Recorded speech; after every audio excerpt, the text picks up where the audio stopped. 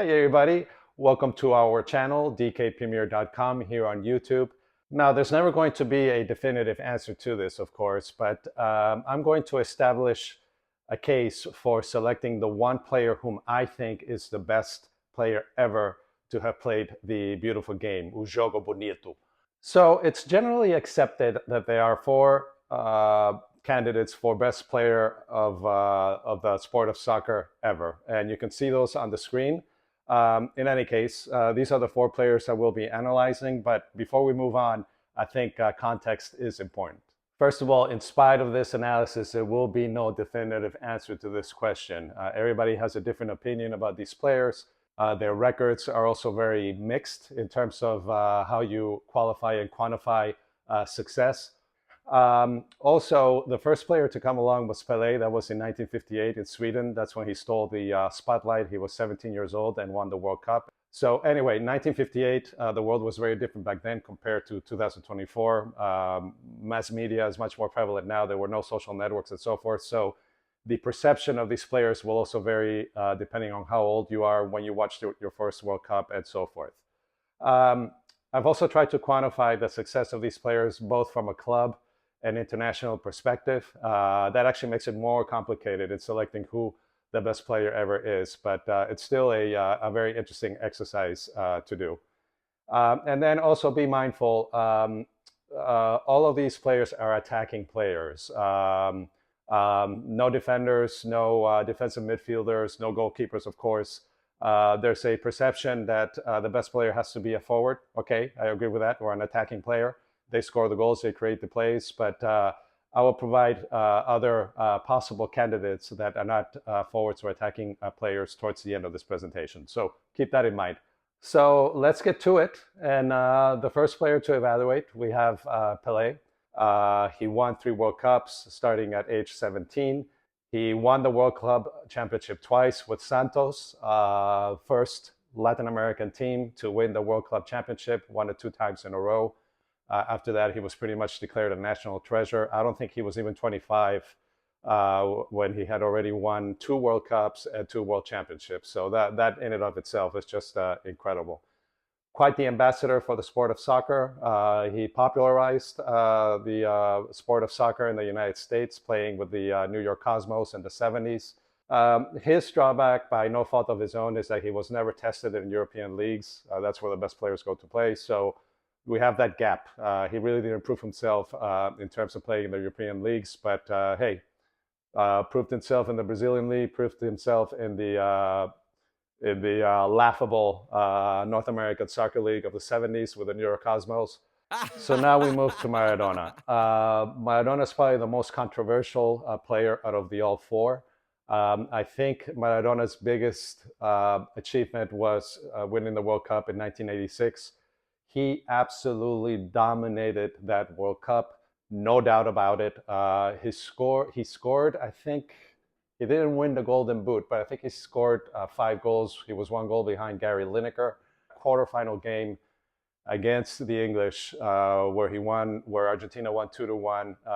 The hand of God, of course, but that goal, that second goal that he scored, was just goal of the century and that kind of thing. So just incredible. I read his autobiography, very whitewashed, of course. But one thing that really comes through in that autobiography was just that incredible passion to play for the national team. I mean, he just loved playing for the national team. Also played in what was considered a second-tier team back then in the 80s, Napoli, carried them to Cup glory. Also won a couple of Serie A championships with them. Again, just took a very mediocre, relegation-prone team up to European heights. So that in itself was a very significant achievement.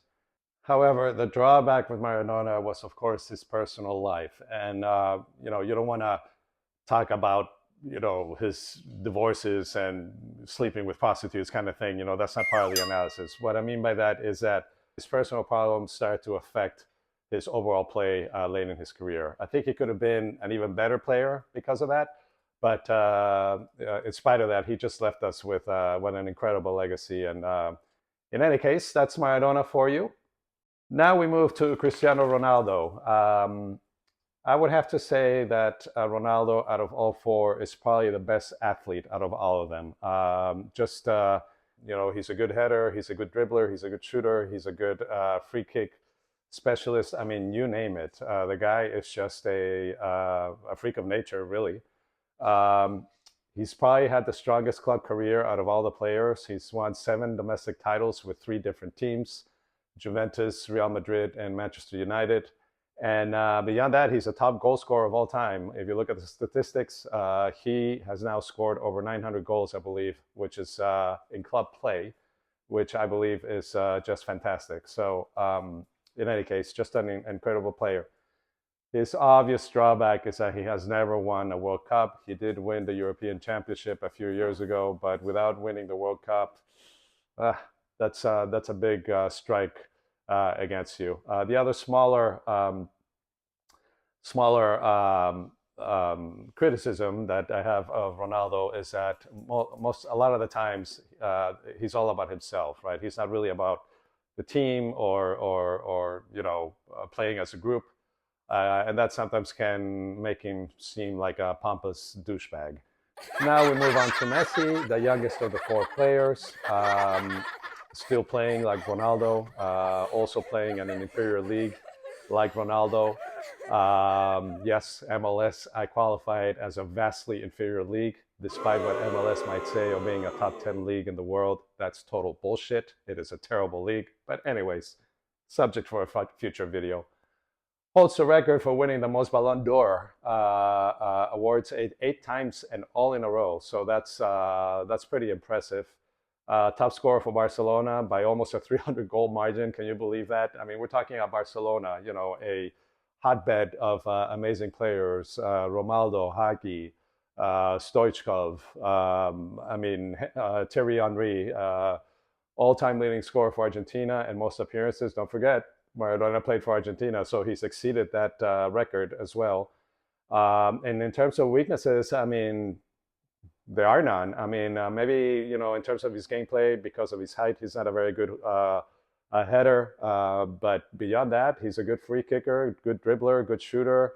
But is he as good as an athlete as Ronaldo? I don't think so. But he's just a step below that. I mean, the guy is just really, really amazing. So anyway, a very strong candidate to be called the best player ever in the sport of soccer.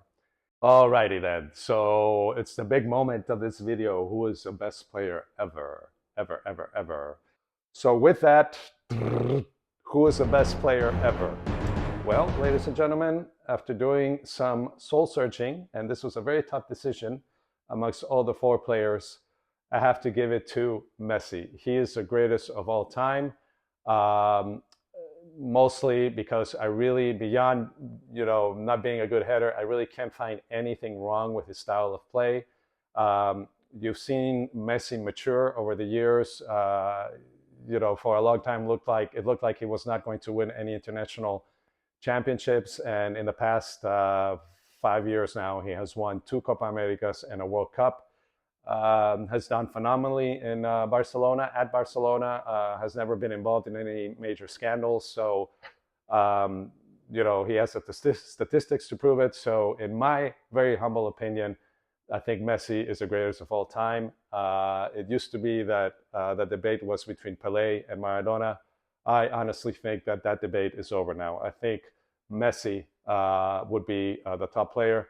Slightly behind, I would put Pele, just because he won 3 World Cups, and the first one he won, he was 17. In third, I would put Maradona, and in fourth, even though he's an amazing player, the fact that he has not won any World Cups and just one major international championship, Ronaldo. But all four players are fantastic. Um, Beyond that, there's other players that are always being talked about. You can see some of them here on the slide. In the black and white pictures going from left to right, you have a commie bastard, Hungarian Ferenc Puskás. That guy in the middle in the black and white, Alfredo Di Stefano, very often actually, talked about as the best player ever as well. But again, it's an era where he played in an era when there was no TV, social networks, and so forth. And then to the far right, bottom right corner, You have another commie bastard, Russian, actually not Russian, he was from the Soviet Union, Lev Yashin, considered the best ever, but he was a goalkeeper. So he's definitely considered the best ever goalkeeper, but can't really be in that discussion as the best player ever, right? Um, and then there in the middle, you have what I think is a very good candidate to be in that discussion as a best player ever. It's none other than Franz Beckenbauer. I think I would categorize him as the best non-attacking greatest of all time. Basically invented the libero defending position. Won a World Cup as a player, won another World Cup as a coach. Also a very good ambassador for the game here in the United States, playing for the laughable New York Cosmos. I would definitely put him up there as a discussion point. Also had a very good club career. So what do you think of this analysis? Please let me know. Put your comments in the, put your thoughts in the comment section of this video, and I look forward to having this discussion with you offline. Thank you, and until next time, take care of each other.